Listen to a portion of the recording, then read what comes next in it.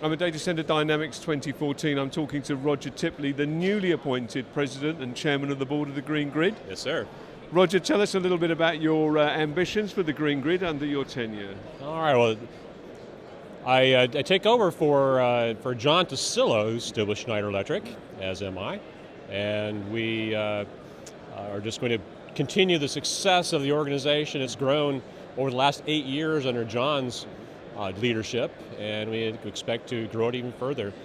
Just recently, we've expanded a very exciting group in Singapore, which is led by some folks also from Schneider, but quite a few other companies involved as well, obviously.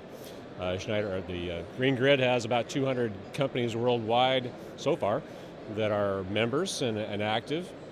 A large group in Europe, UK, France, quite a few different countries in Europe that are very active in this. Obviously in the US and Japan, China, Singapore.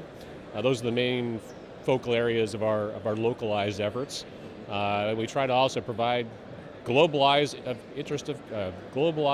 content of interest so that we make sure that what we do is not just applicable to London, but also can be leveraged elsewhere. So although we try to make things that are relevant and driven by folks locally, their content can often be leveraged elsewhere. Things like PUE have made the Green Grid famous, I suppose. What can we expect in the pipeline coming forward? Well, a couple of things are pretty exciting, I think. So one, in fact, driven by the Singapore folks, looking at, not the only place, again, that is interested in this, but elevated temperatures in the data center. That's driven by the Singapore government wanting to cap their energy spend each year. They have an island that energy has to come across the causeway or generate with fossil fuels there on the island. And so they want to try to reduce that actually over time. So that's a big challenge. One way they're looking to do that is to make it through energy efficiency programs. And one way they think they can do that is to look at the study to increase the set points and the inlet air temperatures in the data center, which makes your IT run hotter, but overall perhaps decreases the total energy use of a data center. So that's one thing that's going on. A number of other areas we're working in, the areas of sustainability.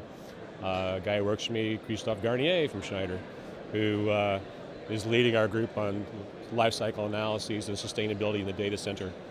We'll be talking a little more about that later on today, actually, in the session that we close the show on. So a lot of things that's one place that's been focused in Europe, but there again, led here by Europe, but it is also being adopted later on by the US, later on by China and elsewhere in the world. So wherever the things spring up, we try to have grassroots efforts of people who are excited and subject matter experts so that we can be the folks to help educate governments or programs or companies around the world and how best to do energy efficiency and resource efficiency in their operations.